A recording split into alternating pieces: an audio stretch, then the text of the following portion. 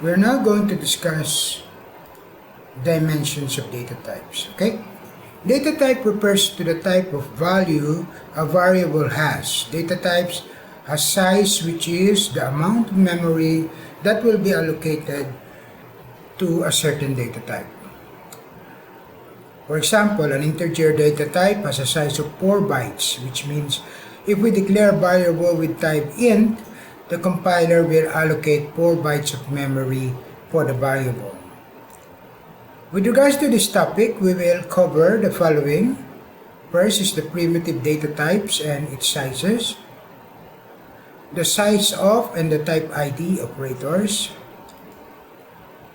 the C++ STL arrays and the dimensions of arrays, and finally we will discuss the derived data types and their sizes. So let's go get into it.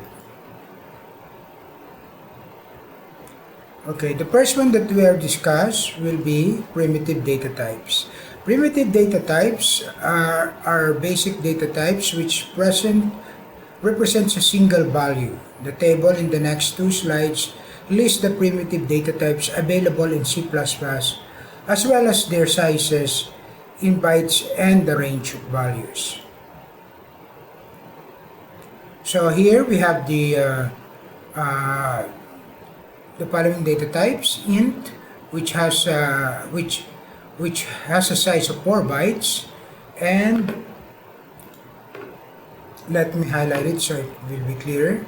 So the int, okay, has 4 bytes, and the range is this number, okay, 2 trillion, I think. I don't know how to read it. 2 billion or 2 trillion to 2 billion, okay? Negative 2 billion to 2 billion.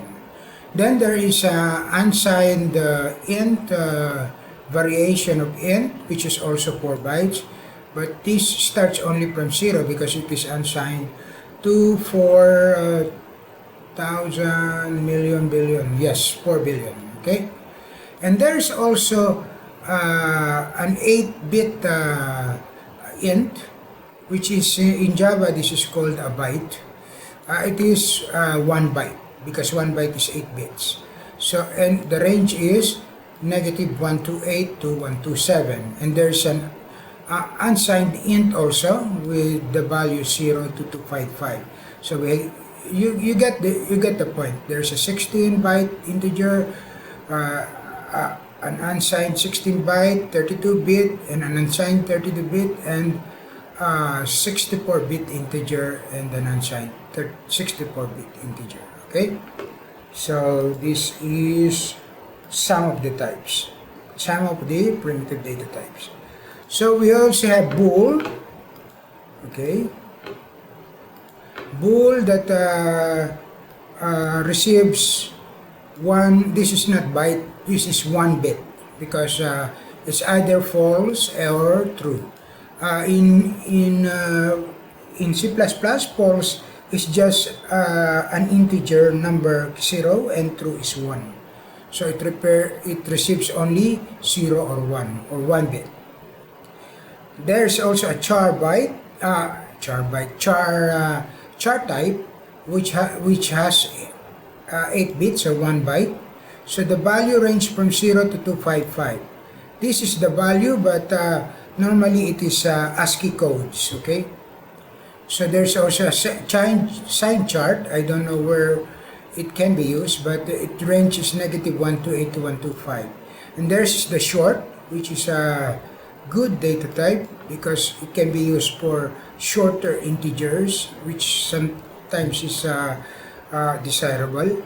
And we have the unsigned version of it. And there's a long.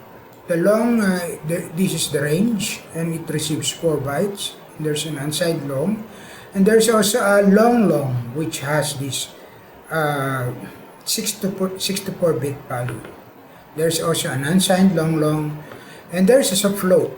The float is a floating point type. It receives 4 bytes.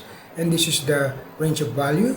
And there's another floating point type which is double, and it has 8 bits, and this is the range of value. Okay? There's also a wide char type which receives 2 bytes.